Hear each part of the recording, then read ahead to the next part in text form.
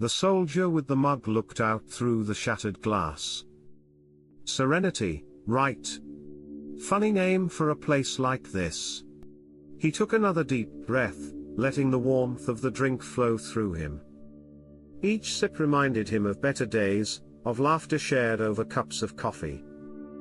It feels like it died along with the city, he added, almost as if speaking to the empty streets themselves. The other soldier nodded, adjusting his grip on the radio. Yeah, but it's not dead for us yet. There was a resolve in his statement, a flicker of hope amidst the haze. We'll get out of this, one way or another.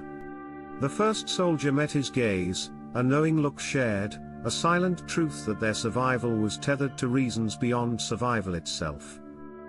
The first soldier considered his companion's words, searching for meaning amid the desolation surrounding them.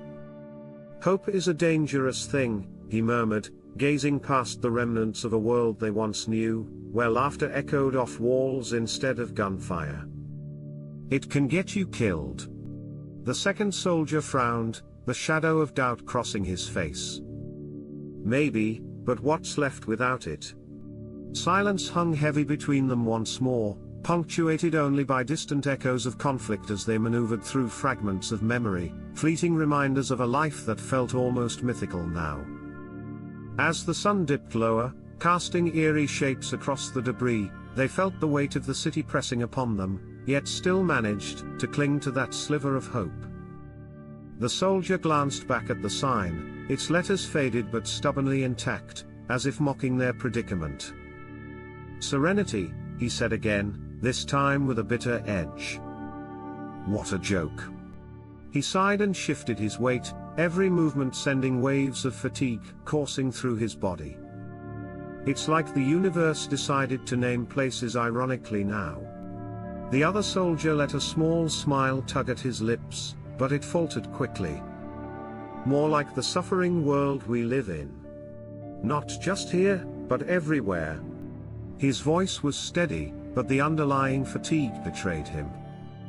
The irony is just part of the game, he added, looking back up towards the distant sounds of conflict. The first soldier nodded in understanding, acknowledging the truth buried deep beneath their banter. Well, it's a terrible game, he said, the warmth of his drink suddenly feeling colder as they settled into the reality of their existence.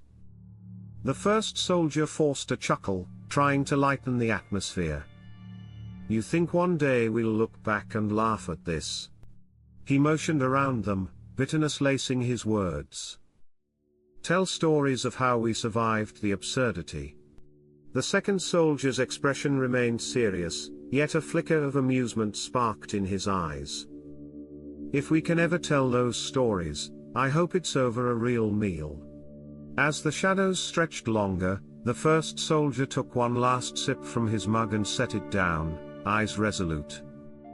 Let's finish this and find a way out. We owe it to ourselves. The second soldier nodded, their spirits momentarily lifted, ready to face whatever awaited them beyond the hollow ruins of their memories.